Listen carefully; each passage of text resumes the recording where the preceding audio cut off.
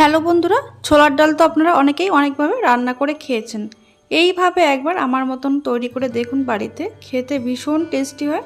এটা রুটি, লুচি, পরোটা যার সঙ্গে খান না কেন খেতে দারুণ লাগবে আশা করি সবার।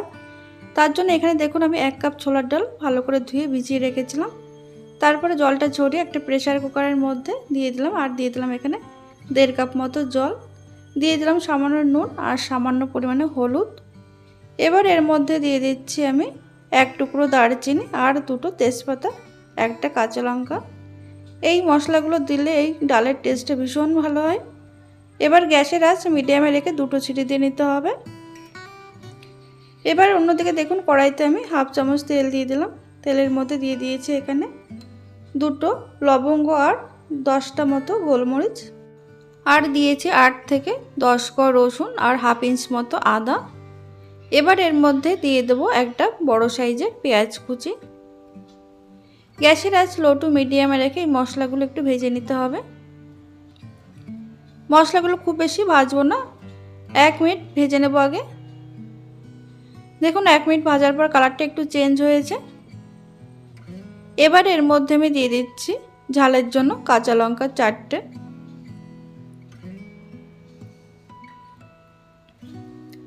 লঙ্কা দেওয়ার পর আরও কিছুক্ষণ ভেজে নিয়েছি। দেখুন মশলাটা ভাজা হয়ে গেছে, এবার এগুলো আমি তুলে নেব।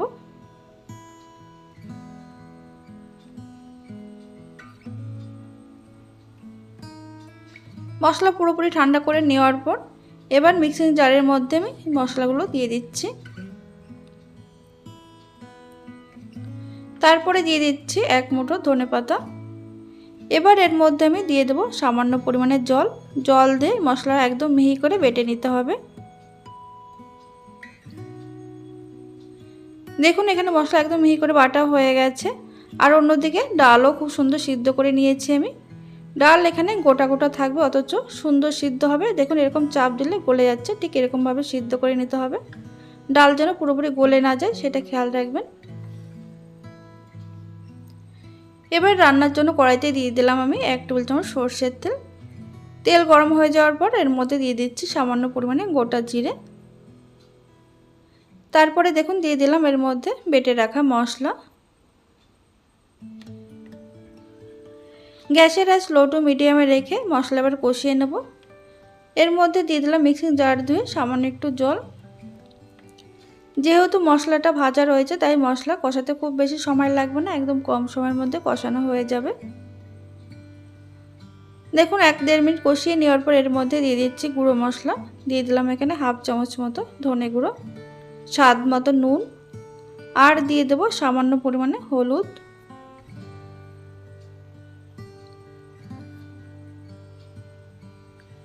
টেস্টের জন্য দিয়ে দিলাম সামান্য পরিমাণে চিনি। এবার এখানে মশলা আরও কিছুক্ষণ কষিয়ে নিতে হবে, যতক্ষণ না মশলা থেকে তেল ছাড়ছে ততক্ষণ পর্যন্ত।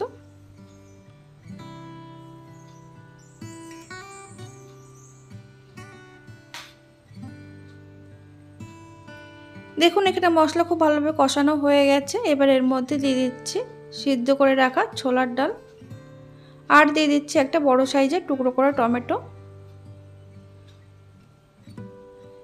তারপরে একসঙ্গে মশলার সঙ্গে কিছুক্ষণ কষিয়ে নিতে হবে।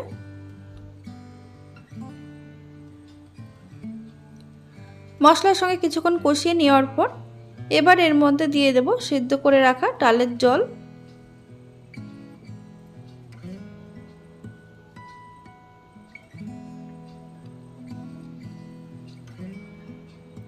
ডালের জল দেওয়ার পর আবার ভালো করে মিশিয়ে নিচ্ছি। এর মধ্যে আমি আরও খানিকটা জল মিশিয়ে দিলাম। এবার গ্যাসের আঁচ মিডিয়ামে রেখে ঢাকা দিয়ে এটা 3 থেকে 4 মিনিট রান্না করে নিতে হবে। 4 মিনিট পর আমি ঢাকনাটা খুলে নিচ্ছি। ঢাকনাটা খোলার সঙ্গে সঙ্গে খুব সুন্দর একটা গন্ধ আসছে, খেতে ভীষণ টেস্টি হয়েছিল। এইভাবে একবার বাড়িতে বানিয়ে দেখতে পারেন, সবার ভীষণই ভালো লাগবে। দেখুন এখানে ডালটা খুব সুন্দর তৈরি হয়ে গেছে। এবার সবশেষে দিয়ে দিচ্ছি সামান্য পরিমাণে গরম মশলার গুঁড়ো। গরম মশলার গুঁড়ো দিয়ে খুব ভালো করে মিশিয়ে নিতে হবে। মিশিয়ে নিয়ে একদম রেডি হয়ে যাবে দারুণ স্বাদের ছোলা ডালের এই রান্নাটা। তাহলে বন্ধুরা আজকের এই রেসিপি যদি ভালো লেগে থাকে লাইক করতে ভুলবেন না। আর আপনারা অবশ্যই চ্যানেলটাকে সাবস্ক্রাইব করে পাশে থাকবেন। আর আপনারা এইভাবে বাড়িতে বানিয়ে আমাকে জানাতে ভুলবেন না কেমন হয়েছিল। ধন্যবাদ।